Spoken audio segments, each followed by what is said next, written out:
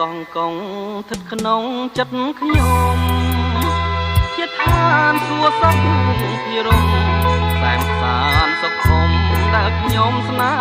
ហាទេសភាពទាំងឡាយផ្សព្វផ្សាយគុណធាគឺជាគ្រឿងអលង្ការមករចនាសម្រស់ត្រង់តង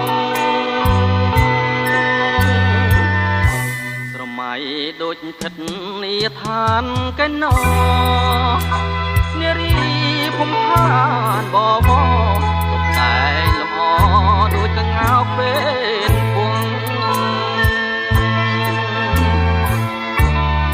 លើកបាល់ទូកសែនសំត្រឹងត្រង់សងវែងរលើបរលងទាំងភោផងដូចកែណរី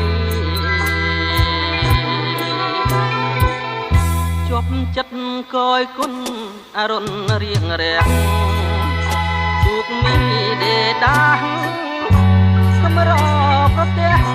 ទេសភាពប្រពៃ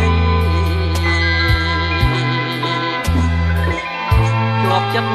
កយគុណសាយ័នសម័យរលករលេងចាំងរស្មីដូចពេញឆ្ងាយរញ្ចនា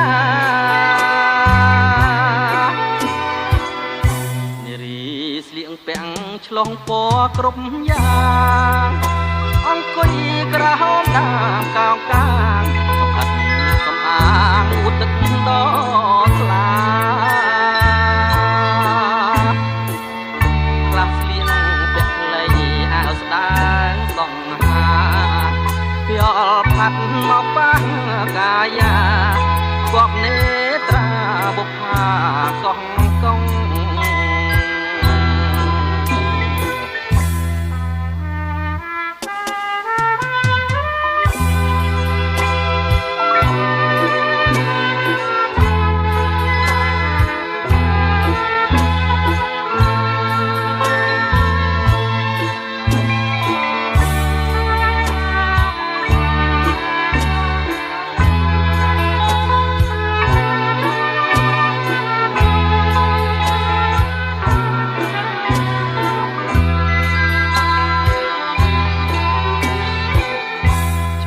ចិត្តកយគុណ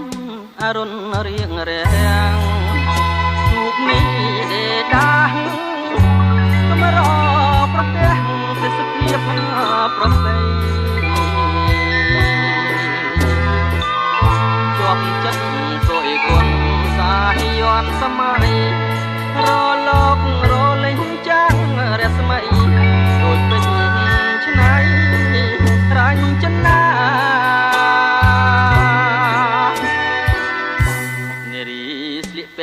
ឆ្លុះពណ៌ក្រុមយ៉ាងអង្គុយក្រហមដាមកោងកាង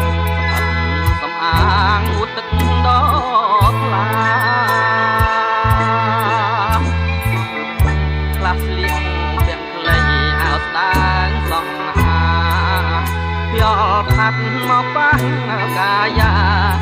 គប់នេត្រាបុប្ផាកង